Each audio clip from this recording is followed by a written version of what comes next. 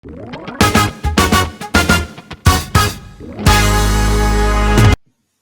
everyone, how's it going? It's James, and I have another quick ZoomInfo video for you this week.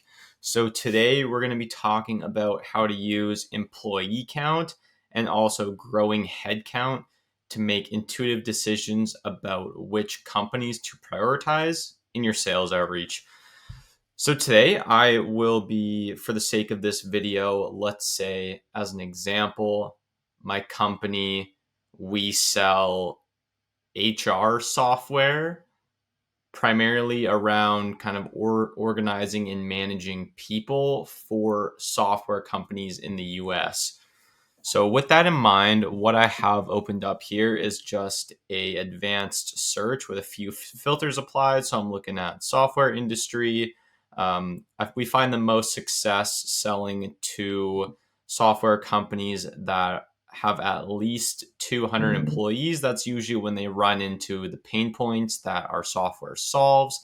And then also their revenue is in between the 50 million to 100 million range and also located in the US. So those are all the prerequisites. So now what I want to do is kind of look at this list.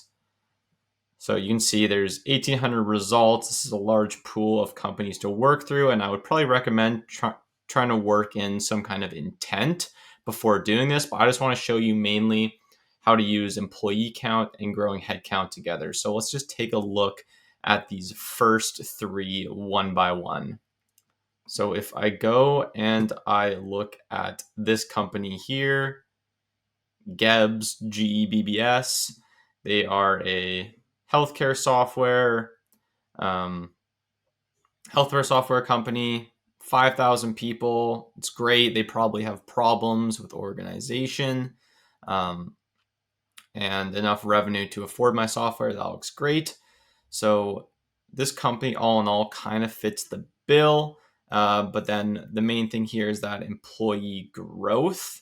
This is what I would use as a sign to prioritize which of these companies I'm reaching out to. So while this company does fit everything I'm looking for, it looks that year over year, they aren't growing their headcount. So this problem won't become worse over time since they're not growing. So they might not be as inclined to make a big move with onboarding a new HR software. So that's just something to keep in mind while you're doing your outreach. But let's look at another one. So the next one we have here, if we'll remember, is Cheetu. So I have their record pulled up.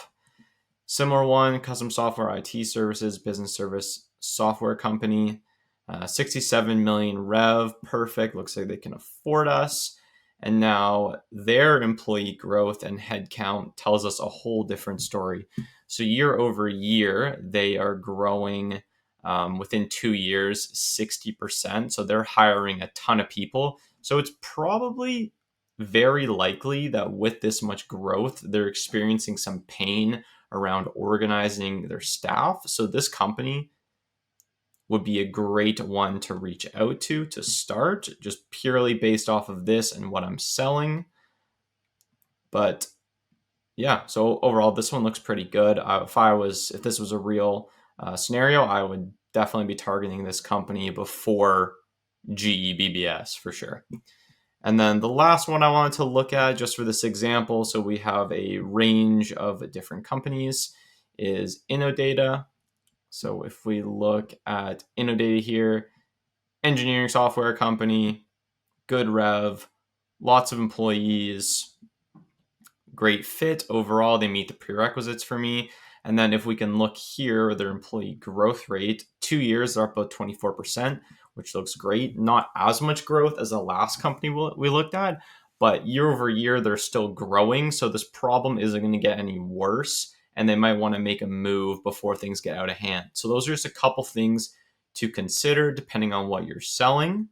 And yeah, I hope you found this tutorial insightful and you can put it into use. So anyways, if you have any questions, just let me know. Have a great week. Bye.